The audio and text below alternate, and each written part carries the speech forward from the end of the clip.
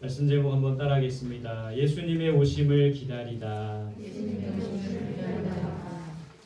오늘 대림절 세 번째 주일입니다. 한 주 한 주 우리 초가 하나하나씩 켜질 때마다 주님의 오심을 기다리면 좋겠고요. 여기 여러분들 잘 보시는 바와 같이 이렇게 초가 색깔이 틀려요.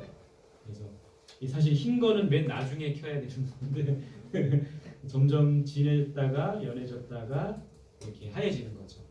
뭘 나타내냐면 우리가 이 예수 그리스도의 대림절을 기다리면서 점점 하얗게 되어야 된다는 겁니다. 죄로 인해 얼룩진 우리들이 점점 하얗게, 주의 보혈로 하얗게 깨끗하게. 그래서 우리는 예수 그리스도가 이 땅에 다시 올 때 신랑이라고 하잖아요. 우리 신부라고 하잖아요. 거룩한 옷을 입고 정결한 신부로서 그래 맞이함을 받아야 된다는 것이죠. 그런 저와 여러분들이 되었으면 좋겠습니다. 자, 오늘 성경에 보니까 아기 예수의 정결 예식 이렇게 돼 있어요. 그러니까 예수님이 어린아이 예수님이 정결 예식을 성전에서 치르는 그런 모습을 봅니다. 정결 예식의 유래는 사실은 이 모세의 정결 예식에서 유래가 되었어요. 그래서 여러분 이 구약 성경에 보면 모세의 그 법에 정결 예식이 있었어요. 근데 이 정결 예식을 하는 경우가 있었는데 어떤 경우냐면 여성이 생리를 끝나고 나면 정결 예식을 합니다. 그리고 아이가 출산하고 나면 정결 예식을 해요. 그리고 시체에 접촉한, 시체를 만진 그런 사람 같은 경우에 정결 예식을 하는 거예요. 그리고 나병 환자가 나음을 입고 난 다음에 꼭 정결 예식을 해야 됐어요. 유출병이라는 것은 몸에 이 피가 멈추지 않는 그런 병입니다. 유출병으로 부정을 입었을 때 하는 게 바로 이 정결 예식이었어요. 그러니까 이 모세의 이 정결 예식은 특별한 사람들이 그 당시에 부정했다라고 하는 사람들이 정결 예식을 했던 거예요. 그래서 이들은 몸을 씻고 의복을 빨고 특별한 제사를 드렸습니다. 근데 이 신약에 와서는 이게 조금 변질이 돼요. 이 바리새인들이 일반인들에게도 이 정결 예식을 하게 함으로 무거운 짐을 안겨주었습니다. 모세의 정결 예식은 여러 가지로 시체에 접촉하거나 나병에서 낫거나 이런 특별한 경우에 한 건데 이 신약에 와서는 바리새인들이 일반 사람들도 정결 예식을 해야 된다. 이 바리새인들은 막 이 법을 막 자기네들이 해석하고 더 무겁게 만들어 가지고 이런 정결 예식들 일반 사람들도 해야 된다. 그렇게 만든 거예요. 여러분 외적인 것보다 내적인 정결이 중요합니다. 어떤 예식보다도 정결 예식을 해서 정결해지는 것이 아니고 뭔가를 해서 정결해지는 것이 아니고 외적인 정결보다 마음이 청결해야 된다는 거예요. 우리가 이 예배 가운데 나와서도 해야 할 일은 하나님께 예배도 드리지만 주의 보혈로 우리를 씻어 주옵소서. 우리 그런 찬양하잖아요. 주의 보혈로 우리를 덮어 주옵소서. 날마다 하나님의 그 거룩한 성령으로 거룩한 은혜로 우리 자신을 씻는 것이 중요한 거예요. 그래서 외적인 어떤 예식보다도 우리의 마음을 정결하게 하는 것이 중요하다는 거예요. 자, 디모데후서 2장 20절에 이런 말씀이 있습니다. 같이 읽겠습니다. 시작. 그러므로 누구든지 이런 것에서 자기를 깨끗하게 하면 귀 쓰는 그릇이 되어 거룩하고 주인의 쓰임에 합당하며 모든 선한 일에 준비함이 되리라. 깨끗한 그릇이 되어야 된다고 했어요. 깨끗한 그릇을 하나님께서 사용하신다는 겁니다.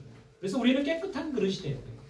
금그릇, 은그릇이 아니어도 저와 여러분들이 금그릇이 아니어도 은그릇이 아니어도 요즘에 그런 말 하잖아요. 금수저, 은수저, 흙수저. 그러니까 이제 태어날 때부터 부모로부터 많은 유산을 받거나 좋은 것을 받은 사람을 금수저라고 하잖아요. 은수저라고 하잖아요.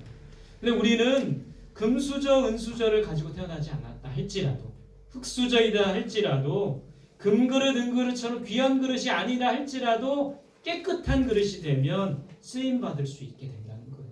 저와 여러분들이 깨끗한 그릇이 되어서 쓰임받을 수 있기를 간절히 소망합니다. 자, 오늘 본문에는 시므온이라는 사람이 등장을 합니다. 시므온 사람의 이름 뜻은 하나님께서 응답하셨다. 한번 따라해볼까요? 하나님께서 응답하셨다. 이름이 아주 은혜롭죠, 그죠? 이름이 아주 거룩하죠. 시므온의 이름 뜻이 그렇습니다. 시므온은 어떤 사람이라고 되어 있습니까? 오늘 성경에 보니까 25절에 같이 봅시다. 시작. 예루살렘에 시므온이라 하는 사람이 있으니 이 사람은 의롭고 경건하여 이스라엘의 위로를 기다리는 자라. 성령이 그 위에 계시더라. 아주 훌륭한 사람입니다. 의로운 사람이라고 돼 있어요. 의로운 사람. 근데 여러분 우리는 예수 그리스도를 통해 의롭게 되는 겁니다. 우리 스스로가 의롭게 되고 우리 스스로가 의로운 자가 아니라 예수 그리스도를 통해서 의롭게 되는 사람이라는 거예요. 두 번째 이 시므온은 경건한 사람이라고 돼 있어요. 경건이 뭡니까? 제가 몇 번 여러분들에게 이 경건에 대해서 나누는데 경건이 뭡니까? 사전에 보니까 하나님의 거룩한 성품을 담는 거, 이게 바로 경건이래요. 또 하나님을 사랑하고 충성을 다하는 거, 이게 경건이에요. 경건한 삶은 거룩한 삶이고 경건한 삶은 하나님을 사랑하고 하나님께 충성을 다하는 삶이 바로 경건한 삶이라는 거예요. 우리는 어떻게 경건해질 수 있습니까? 말씀과 기도로 경건해질 수 있는 거예요. 말씀과 기도로 거룩해진다고 했어요.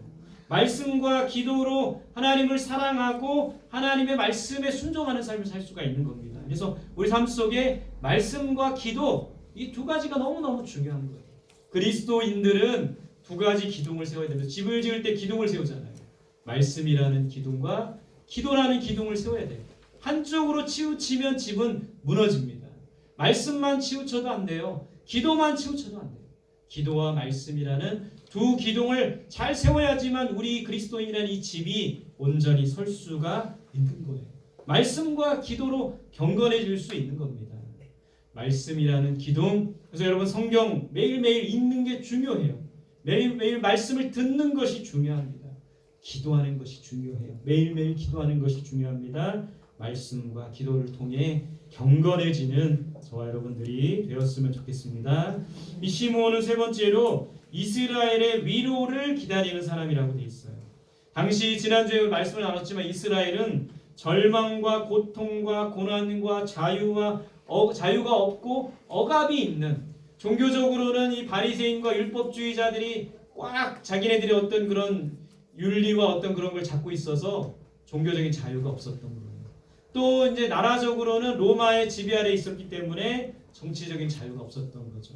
절망과 고통과 고난 가운데 있는 이스라엘 백성들에게 위로를 주시겠다, 메시아를 보내주시겠다, 그 약속, 이 시므온은 그 메시아의 오심을 기다리는 자였다는 겁니다. 메시아 구원자를 기다렸던 시므온이었다는 겁니다. 우리가 이 대림절 기간에 바로 그 예수님을 기다려야 돼요. 우리도 삶이 그렇게 녹록지 않잖아요. 어렵잖아요. 힘들잖아요. 고통스럽잖아요. 눈물 나잖아요. 메시아 예수 그리스도가 우리에게 오셔야지만 그 모든 절망과 고통과 아픔으로부터 구원해 주신다는 겁니다. 그 주님의 오심을, 이스라엘의 위로를 기다리는 저와 여러분들이 되었으면 좋겠습니다. 네 번째, 이 시므온은 성령이 함께하는 사람이라고 되어 있어요. 성경에 보니까 성령이 그 위에 계시더라. 여러분, 우리가 성령의 사람이 되어야 됩니다. 오늘 성령께서 시므온에게 어떤 말씀을 주십니까? 26절입니다. 시작. 그가 주의 그리스도를 보기 전에는 죽지 아니하리라 하는 성령의 지시를 받았더니. 자, 시므온은 성령의 어떤 지시를 받았어요? 그리스도를 보기 전에는 죽지 않는다. 메시아를 보기 전에는 죽지 않는다. 그래서 죽지 않고 이 메시아를 보겠다는 소망을 갖고 예수의 오심, 메시아의 오심을 기다렸다는 거예요. 여러분, 우리는 성령께서 말씀하시는 것을 들어야 합니다. 오늘도 이 예배 가운데 성령께서 우리를 통해 성령께서 우리에게 말씀해 주시는 것, 그 말씀을 들어야 돼요. 그 말씀을 듣고 한 주를 살아가야 됩니다. 사실은 일주일에 한 번만 듣는 게 아니라 매일매일 성령께서 우리에게 말씀하시는 것을 들어야 되는 거예요. 지난 주간에 이제 기도원회를 갔습니다. 기도원회 가서 연말도 계획하고 또 연말을 마무리하고 새해를 계획했어요. 그리고 마침 또 동기 목사님이 일정이 맞아가지고 동기 목사님과 함께 며칠을 이렇게 보내고 또 이렇게 했는데, 제가 이제 쭉 기도원에 있다가 항상 코스가, 기도원에 갔다가 제가 다녔던 대학교, 저 양평에 있는 양수리 수양관이라는 곳을 갔는데, 꼭 기도원 갔다가 이제 끝날 때쯤 되면은 그 양평에 있는 학교, 아세아 연합신학대학교 들어보셨나요? 네, 그런 학교가 있어요. 그 학교에 꼭 들렀다가 집에를 돌아와요. 왜 그러냐면은 그때 이제 학교 다닐 때 그 감격, 그때 다락방이라는 곳에서 기도하며 또 좋은 동역자들 만나며 함께했던 그 초심 초심을 잃어버리지 않기 위해서 항상 학교에 가서 학교를 돌아보고 또 다락방이라는 곳에 가서 꼭 기도를 하고 가요. 다락방에서 학교 다닐 때 기도를 참 많이 했습니다. 새벽 기도하고 새벽 기도를 안 하면 기숙사에서 쫓겨나요. 그래서 어쩔 수 없이 했지만 그래도 새벽에 하고 또 저녁에 또 하루를 마무리하기 전에 기도하고 참 기도를 많이 했어요. 다락방에서. 그날도 이제 기도원에서 마무리하고 다락방에서 이제 잠시 기도하는데 제 마음속에 성령께서 이런 마음을 주시는 거예요. 왜 하나님으로부터 그렇게 멀어져 있는가? 입에 딱 질문을 던지시더라고요. 또 한 가지는 왜 동역자들로부터 그렇게 멀어져 있는가?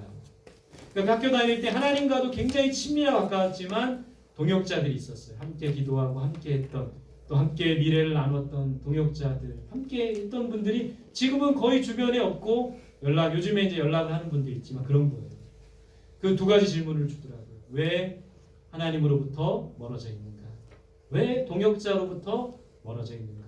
곰곰이 이제 기도하다 생각한 거 답을 주신 게 뭐냐면 자주 만나야 된다. 자주 만나야지 가까워진다. 이 답을 주시더라고요. 그래서 딱 그 성령께서 주시는 마음을 갖고 하나님을 자주 만나야겠다. 또 동역자들을 자주 만나야겠다. 안부도 물어야겠다. 이 마음을 먹고 기도원에서 내려왔습니다.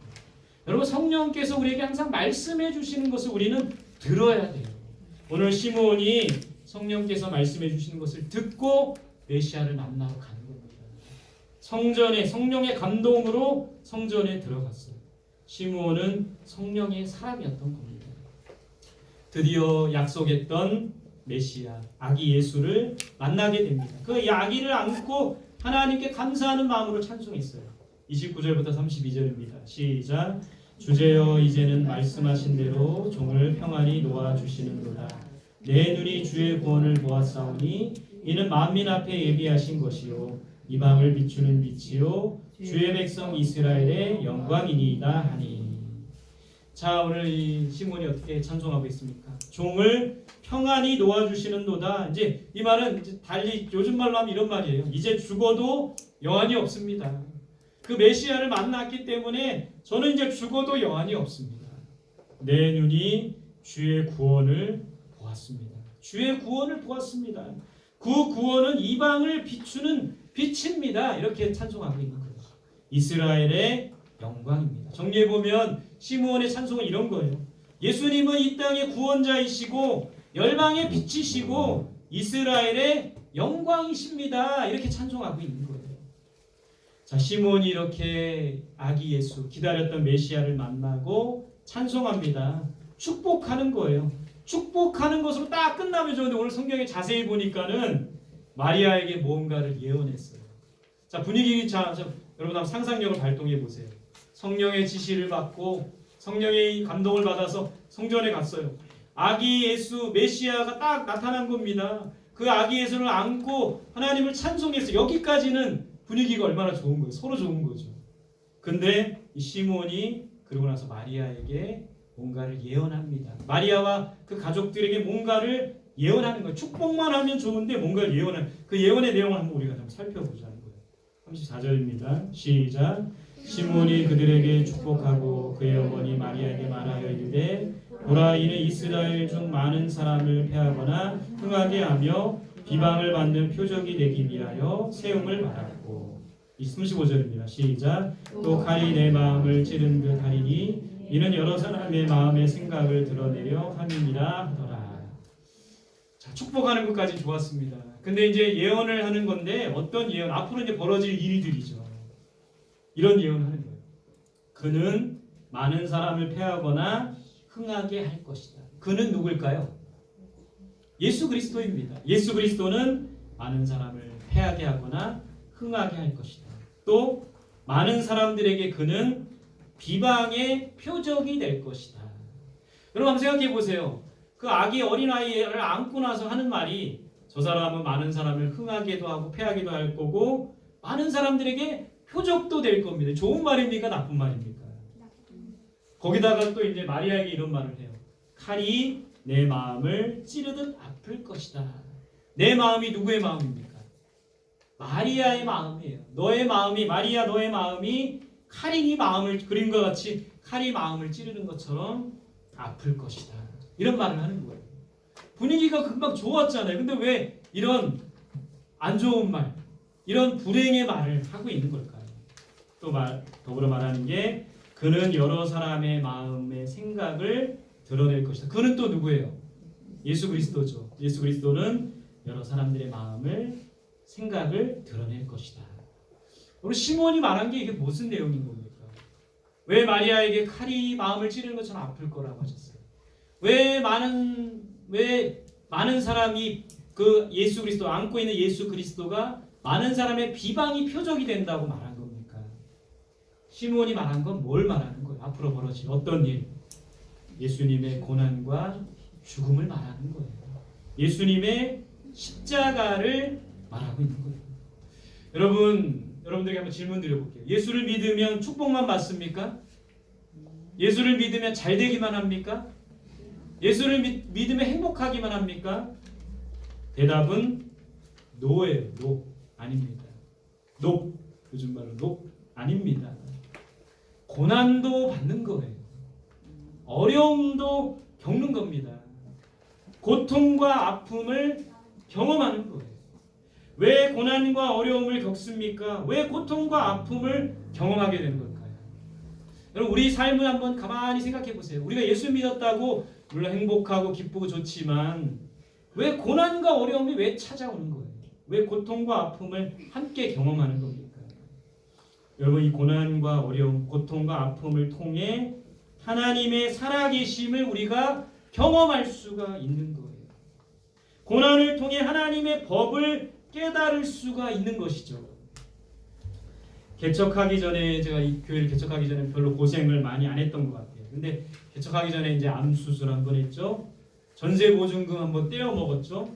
이제 다 마무리되어 가고 있지만 또 이 개척을 하고 나서 믿었던 사람, 신뢰했던 사람에게 배신까지는 아니지만 그런 사람들이 떠나더라고요. 신기하게 교회가 이렇게 잘 서가는 과정 속에 믿었고 신뢰와 함께했던 사람들이 자꾸 떠나가더라고요. 마음을 주고 또 막 정성을 다하고 마음을 주고 했던 사람들이 떠나갈 때 그 마음이 또 굉장히 허전하고 사람인지라 아프더라고요. 여러분 이런 고통과 아픔을 통해서 우리가 깨달아야 할 것은 하나님만 의지하고 하나님만 바라보아야 한다. 그것을 깨닫는 거예요. 만약에 우리 삶이 좋은 일만 가득하면 이것을 깨닫지 못한다는 것이죠. 지금 여러분들이 겪는 고난과 아픔, 고통과 어려움을 통해서 하나님의 살아계심을 경험해야 되는 거예요. 고난을 통해 하나님의 법을 깨달을 수 있어야 된다는 것이죠. 그렇기 때문에 우리에게는 고난과 아픔이 필요하고 겸해서 주신다는 겁니다. 그리스도인들의 삶이 그런 거예요. 축복만 받는 게 아니에요. 때로는 어렵고 때로는 힘든 일을 만나기도 한다는 것이죠. 그럴 때 우리가 생각해야 될 것은, 우리가 바라봐야 될 것은 하나님만 의지하고 하나님만 바라보는 그 믿음이 필요한 거예요. 우리에게 필요한 게 뭡니까? 그것은 바로 믿음이라는 거예요. 믿음. 저 그림에 한번 보세요. 믿음의 도약이라고 돼 있죠. 이 친구가 이렇게 이 막 떨어져가는 이 바위 속에서 예수님께 달려가는 믿음의 도약이, 저런 어려움 속에서 고통 속에서 믿음의 도약, 믿음으로 주님께 달려가서 안겨야지만 되는 거잖아요. 무엇보다 우리에게 믿음이 필요한 거예요. 요한복음 16장 33절입니다. 시작. 이것을 너희에게 이르는 것은 너희로 내 안에서 평화를 누리게 하려 함이라. 세상에서는 너희가 환난을 당하나 담대하라. 내가 세상을 이기었노라. 환난을 당한다고 했어요. 근데 담대하라. 내가 세상을 이기었노라. 우리는 세상을 이기신 주님을 바라보아야 합니다. 세상을 이기신 주님을 믿어야, 우리에게 필요한 게 바로 믿음이에요. 이 어려운 세상에서 우리의 믿음을 보시는 하나님이시라는 겁니다. 믿음이 중요한 거예요. 마태복음 16장 24절 같이 봅시다. 시작. 이에 예수께서 제자들에게 이르시되 누구든지 나를 따라오려거든 자기를 부인하고 자기 십자가를 지고 나를 따를 것이니라. 예수님, 제자들이 예수님을 따라가는 게 좋기만 하겠습니까? 예수님 분명히 이렇게 말씀하고 계세요. 나를 따라오려거든, 나처럼 살려면, 나를 닮으려면 자기를 부인해야 된다. 이 말은 나를 버려야 된다는 말이에요. 이런 책도 있더라고요. 나를 버리다. 축구 선수도 나를 버려야지만 그 팀이 살아가는 것처럼 우리가 나를 버릴 때 우리 교회가 사는 거예요. 나를 버릴 때 가정이 사는 거죠. 나를 버릴 때 공동체가 사는 거예요. 내 욕심, 내 이기심, 내 자존심, 내 허영심, 내 교만 모두 버릴 때 살 수가 있는 거예요. 그리고 십자가를 지고 따라가야 합니다. 나의 십자가를 지고 따라가야 된다는 거예요. 이게 바로 그리스도인들의 삶이라는 겁니다. 시므온이 아기 예수를 안고 얼마나 기뻤습니까? 하나님을 찬양했어요. 축복했어요. 그것으로만 끝났다면 분위기 좋고 상황 종료. 그러나 오늘 시므온은 성령이 그 위에 계신 겁니다. 좋은 말만 하진 않았어요. 앞으로 벌어질 고난과 어려움에 대해서 이야기했다는 거예요. 왜 그런 겁니까? 바로 우리 그리스도인의 삶이 나를 버리고 십자가를 지는 고난의 삶이어야 되기 때문에 그렇다는 것이죠. 그런 우리들의 삶이 되기를 간절히 소망합니다. 여러분 제가 이렇게 목회를 해보니까는 부활절에는 십자가만 열심히 막 얘기를 해요. 십자가와 고난. 근데 이 성탄절에는 기쁨과 막 이 축제만 얘기를 해요. 근데 아니에요. 우리 그리스도인 삶은 성탄의 의미도 대림절의 의미도 십자가가 담겨 있다는 것을 우리가 생각해야 된다는 거예요. 십자가는 고난주간에만 묵상하는 것이 아니라 1년 365일 우리가 그 십자가를 붙들고 살아가야 되는 거예요. 날마다 그 십자가의 고난 그런 삶을 살아가는 저와 여러분들이 되었으면 좋겠습니다. 오늘 말씀을 좀 정리해 볼게요. 말씀을 통해 뭘 배울 수 있을까요? 첫 번째 따라합시다. 예수님의 오심을 기다려야 한다. 시므온처럼 예수님을 오심을 기다리는 저와 여러분들이 되었으면 좋겠어요. 정말 25일 간절히 여러분 어렸을 때는 정말 12월 25일이 되기를 간절히 바랬어요. 왜냐면 그날 선물도 받으니까. 근데 점점 우리가 이제 그 마음이 없어지는 거죠. 25일 그날 공휴일이지 쉬는 날이지 이 마음만 갖잖아요. 우리가 25일 주님을 25일뿐만 아니라 주님의 오심을 간절히 기다리는 자가 마라나타 신앙이 되어야 됩니다. 두 번째 따라합시다. 예수님의 오심을 찬양해야 한다. 하늘에는 영광이요 땅에는 기뻐하심을 입은 사람들 중에 평화로다. 목자들, 천사들 이렇게 노래했죠, 그죠? 예수님의 오심을 찬양해야 돼요. 그러니까 25일 날 찬양. 우리 어떤 친구 보고 지난 옛날에 이렇게 자기가 비트박스 한다 그래가지고 너 그거 할 거니 그랬더니 안 한대요. 이제 사춘기인가 봐요. 찬양해요, 찬양. 하나님을 찬양하는 이 성탄이 되었으면 좋겠어요. 그래서 오늘까지 여러분 이 찬양 못해도 돼요. 못하면 어떻습니까? 하나님을 찬양하는 게 중요하지. 가정별로 개인별로 꼭 신청하면서 하나님께 감사하며 찬양하는 성탄절이 되었으면 좋겠어요. 두 번째 따라합시다. 예수님을 따라가야 한다. 나를 부인하고 나를 버리고 자기 십자가를 지고 따라가야 돼요. 이게 바로 그리스도인들의 삶이라는 거예요. 예수님의 오심을 기다리며 찬양하고 예수님을 따라가는 저와 여러분들이 되기를 간절히 소망합니다. 할렐루야.